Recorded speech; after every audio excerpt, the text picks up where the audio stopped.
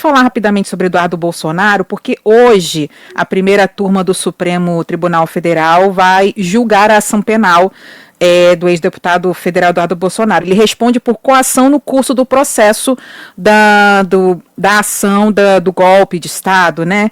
E Moraes negou o pedido da Defensoria Pública que queria adiar esse julgamento, isso porque das 5 vagas da primeira turma, só 4 estão ocupadas, porque Luiz Barroso se aposentou e essa vaga está em aberto, né, uma celeuma aí entre o Congresso e o Executivo. Como você vê essa questão do Eduardo Bolsonaro?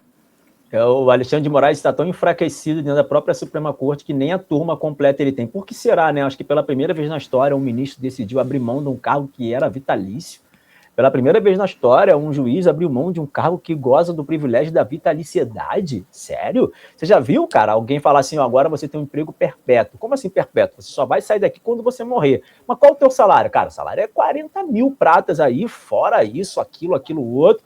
Bom, ganhou na loteria, é ir para o céu sem morrer, é ir para o paraíso sem morrer. Você aceita trabalhar? Qualquer pessoa aceitaria, mas, por algum motivo, alguém que estava dentro desse cargo decidiu sair.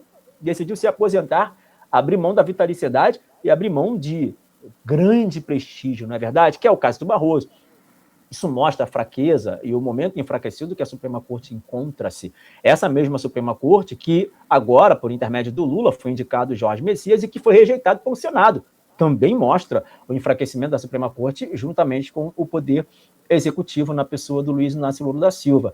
E isso aconteceu, evidentemente, pelas pressões internacionais que vem acontecendo. Gente, está claro, isso está rolando alguns impasses, a Defensoria Pública já fez essa solicitação, vai acontecer, o Eduardo Bolsonaro vai ser condenado, isso é claro, isso aí é para surpresa do total de 0 pessoas. Todo mundo sabe o que vai acontecer nesse julgamento de cartas marcadas, e é por isso que a Suprema Corte, na pessoa do ministro Alexandre de Moraes, já não gosta do privilégio não gosta do privilégio da credibilidade da sociedade. Ninguém acredita mais nesses julgamentos que vocês fazem. Patético. Patético. Tá aí, ó, a própria Carla Zambelli na Itália. Tentaram extraditar, não conseguiram a extradição. Tentaram a condenação, não conseguiram a condenação.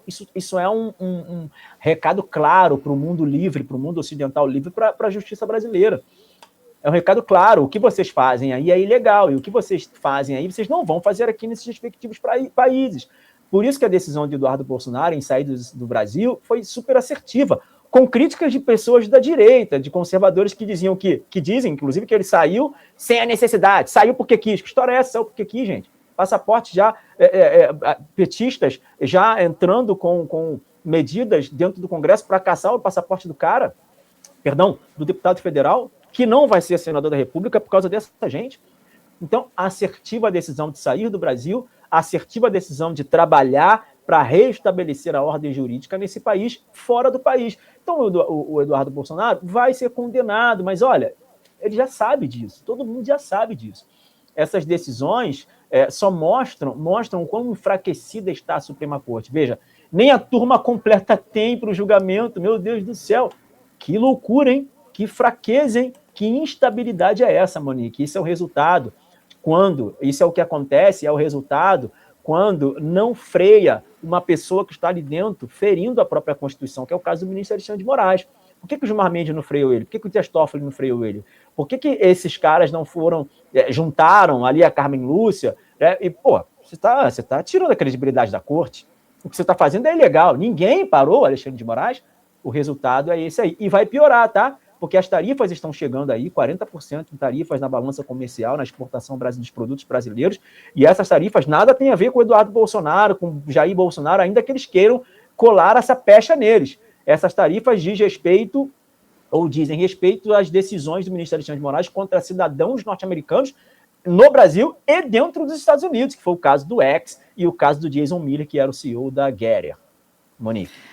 Agora, com a condenação de uma possível, né, condenação de Eduardo Bolsonaro, ele vai continuar atuando nos Estados Unidos mesmo, da forma como ele vem fazendo, porque eu conversei semana passada com o deputado Paulo Mansur, aqui no Pleno Time, e ele defendeu a ideia de, em um eventual mandato de Flávio Bolsonaro na presidência da República, que o Eduardo fosse ministro das Relações Exteriores. Mas, com a condenação dele, não será possível uma atuação mais do que ele está fazendo hoje, né? Cara, eu acho que um cargo para o Eduardo Bolsonaro, na atual conjuntura, não interfere em nada, não muda em nada. Óbvio que na conjuntura futura, o Flávio Bolsonaro vai ser o presidente da República Federativa do Brasil. Aí muda por completo, aí muda tudo, de fato, e tudo mais. Sendo que é o seguinte, cara, essa condenação do ministro Alexandre de Moraes, ou da turma do Supremo Tribunal Federal, o Eduardo Bolsonaro, só fortalece o Eduardo. Condenem o Eduardo. Que bom, cara, condenem o Eduardo. Façam isso. Vocês vão favorecer ainda mais, vocês vão conseguir deixar ainda mais claro a perseguição institucional a um deputado federal legítimo, mais votado da história de São Paulo. Vocês vão mostrar, o Eduardo vai chegar lá e vai falar assim, olha aí o que está acontecendo, é exatamente isso. Eles continuarem, dobraram a aposta da perseguição. Nós sabemos que o Brasil e o brasileiro que tem que resolver os seus problemas.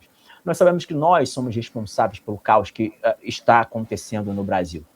Nós sabemos que nós seremos aqueles que vamos resolver o nosso problema. De fato, é isso. Mas não há problema algum em pedir ajuda. Quando você tem uma pessoa, uma vizinha, apanhando do marido dela ali, o cara tá batendo e ela não tem mais meios de se defender. Ele é mais forte do que ela, ele usa ferramentas que são ferramentas injustas. Não dá. O que você tem que fazer? Você tem que pedir ajuda, meu Deus do céu. E não há demérito nenhum em pedir ajuda. Não é vira-latismo, não é síndrome de vira-lata, não é ser vendilhão da pátria, não é nada. Muito pelo contrário, em respeito, em amor àquela pessoa que está sofrendo, ao seu próximo, que está sofrendo, sendo vilipendiada por um vizinho, você tem que chamar a polícia, sim. Você tem que chamar a polícia, você tem que intervir, sim. E é isso que o Eduardo Bolsonaro fez, e fez com maestria. Foi pedir ajuda, foi articular internacionalmente, que não é de agora, os últimos 10 anos do Eduardo Bolsonaro ou mais, foi articulando não só na América do Norte, mas na América Central e América do Sul, além da Europa, além da Euroásia, enfim, são articulações internacionais muito brilhantes que ele fez, e o resultado é isso, tem ônus e bônus. O bônus é saber que há uma aproximação do Flávio Bolsonaro junto a Donald Trump, e o ônus é ser perseguido pelo sistema e pelo regime político e jurídico brasileiro.